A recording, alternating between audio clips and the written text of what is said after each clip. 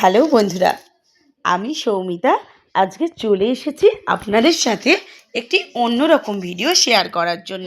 কিছুদিন আগেই আমরা সপরিবারে চলে গিয়েছিলাম সুন্দরবন। আসলে ওটা আমার বড় ছেলের জন্য সারপ্রাইজ ছিল। ওর বার্থডে ছিল তো, তাই ওর জন্মদিনটা আমরা সেলিব্রেশন করব বলেই ওকে না জানিয়ে ওখানে নিয়ে গিয়েছিলাম বন্ধুরা। ও ভীষণ চমকে গিয়েছিল, বিশ্বাস করুন। পাশাপাশি ফুল ফ্যামিলি একটা ছোট্ট ট্যুরও হয়ে গিয়েছিল। আমরা 3 দিনের জন্য ওখানে গিয়েছিলাম। তবে একটাই দুঃখ, আমরা কিন্তু বাঘমামাকে দেখতে পাইনি। তবুও মজা কিন্তু প্রচণ্ড করেছিলাম।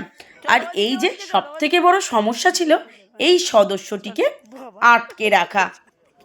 দেখুন কেমন ওর পাপাকে কপি করে হাঁটছে। বাবা পাইচারি করতে বেরিয়েছে গো, পাইচারি করতে। চলুন আসলে সমস্যাটা ছিল, এই মহাপুরুষকে বাড়িতে জল থেকে একদমই দূরে রাখা যায় না। যেখানেই জল দেখে সেখানেই জল ঘাঁটতে আরম্ভ করে দেয়। আর সুন্দরবন মানেই তো চারিদিকে জল, তাই না? আশা করছি আর বিস্তারিত বলতে হবে না আপনাদের।